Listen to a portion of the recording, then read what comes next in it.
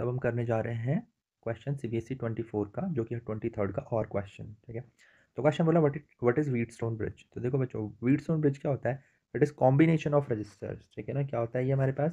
It is combination of registers.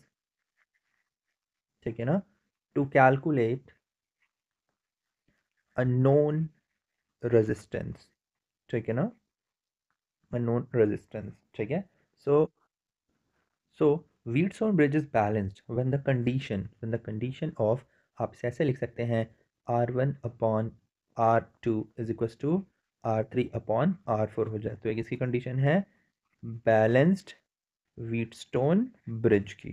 ठीक है ना, Wheatstone ब्रिज की। ठीक है, इसमें क्या होता है, अगर आप देखोगे इस वाले रजिस्टर की बात करते हैं आर नॉट, या इस गैल्वेनोमीटर के थ्रू जो करंट हो जाता है वो कितना हो जाता है हमारे पास? ज़ीरो। ठीक है, अब जो है हम इसे प्रूव करके देखेंगे। तो अगर हमें इसको प्रूव करना है तो हम क्या करेंगे, हम इसमें दो लूप्स ले लेंगे। ठीक है, सबसे पहले मार्किंग कर देते हैं। जैसे ये हो गया A, this one is B, this one is C and this one is D. तो सबसे पहले हम लूप लेते हैं, कौन सा? Loop A B and D. ठीक है ना, ए बी डी ए। अब हम क्या करते हैं कि इस पर्टिकुलर इसमें करंट को डिफाइन कर देते हैं। जैसे कि हम इसमें करंट मान लेते हैं, कितना है? I1। एंड इसमें जो करंट हो जाएगा मेरे पास, मैं इसको मान लेता हूँ I2। नाउ इसमें जो करंट जाएगी वो होगी मेरे पास I3। एंड इसमें जो करंट जा रही होगी वो होगी मेरे पास I4। एंड इस वाले में जो करंट फ्लो हो रही होगी वो होगी मेरे पास I5। ठीक है, बट आप देखिए बैलेंस्ड होने की कंडीशन क्या है कि मेरी जो IG है वो ज़ीरो है। इट मीन्स कि मेरे पास जो है, मेरे पास I5 की वैल्यू कितनी दे रखी है? मेरे को ज़ीरो दे रखी है। अगर मेरे पास I5 ज़ीरो हो जाएगा तो अब मैं क्या क्या लिख सकता हूँ? Since my I5 is zero, तो मैं सिंपली क्या क्या लिख सकता हूँ? मैं लिख सकता हूँ कि I1 की वैल्यू जो हो जाएगी वो I3 के इक्वल हो जाएगी। एंड मेरे पास जो है I2 की जो वैल्यू होगी वो इक्वल टू हो जाएगी किसके? I4 के इक्वल हो जाएगी। एंड जो पोटेंशियल है बी पॉइंट का, वही पोटेंशियल किस पॉइंट का हो जाएगा? डी पॉइंट का हो जाएगा। आप देख सकते हैं इस पॉइंट और इस पॉइंट का जो पोटेंशियल हो जाएगा वो मेरा कैसा हो जाएगा? सेम। ठीक है ना, तो अब हम इसमें लगाते हैं लूप लॉ। कौन से वाले लूप में? ए बी डी ए में। ठीक है ना, मतलब मैं इस तरीके से मूव करूंगा सर्किट में।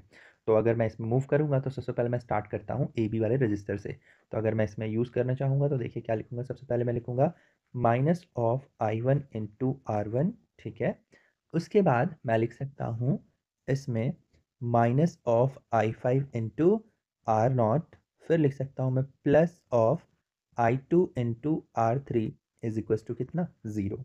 हम सबको पता है कि I5 की वैल्यू कितनी होनी चाहिए? Zero for balancing condition. मतलब मैं लिख सकता हूँ I1 R1 plus I2 R3 is equal to कितना हो जाएगा मेरे पास? ज़ीरो। ठीक है, दैट मीन्स मेरे को मिलेगा I1 upon I2 is equal to हो जाएगा मेरे पास R3 अपॉन R1। ठीक है बच्चों, इसी तरीके से अब हम बात करेंगे लूप। कौन सा लूप है हमारे पास? ये है मेरे पास बी सी डी बी। ठीक है, तो अब हम लूप में मूव करेंगे B C D and B loop. ठीक है बच्चों, तो अगर मैं इस लूप में अगर मैं मूव करना चाहूँगा, सो देखिए क्या होगा, मैं फिर से इसमें इसी तरीके से मूव करूँगा starting from register B C. ठीक है, तो इसमें कितना रहेगा आप देख सकते हैं, इसमें लिखूँगा मैं I3 R2। ठीक है, फर्स्ट हो गया। एंड देन मैं सी से लेके दोबारा डी पे आऊँगा तो वो हो जाएगा कितना मेरे पास? Plus I4। एंड यहाँ पे कितना दे रखा है? R4। फिर हम देखते हैं कौन सा वाला है, इसमें हम वापस से इसी वाले लूप में मूव करेंगे। तो मैं लिखूंगा वापस से I5 R0 plus I5 R0 is equal to कितना? ज़ीरो। अगेन बैलेंस की कंडीशन क्या हुआ करती थी कि I5 की वैल्यू ज़ीरो होगी। ठीक है ना, तो ये मैं लिखूंगा कितना? I3 upon I4 is equal to कितना हो जाएगा ये मेरे पास? R4 upon R2। ठीक है, अब इसमें आप लोगों को मैंने बताया था कि जो है I3 की जो वैल्यू है वो इक्वल टू हो जाएगा मेरे पास I1 के। एंड जो I4 की जो वैल्यू है मेरे पास वो हो जाएगी मेरे पास किसके? I2 के इक्वल। ठीक है ना, तो इसका मतलब मैं लिख सकता हूँ R4 अपॉन R2।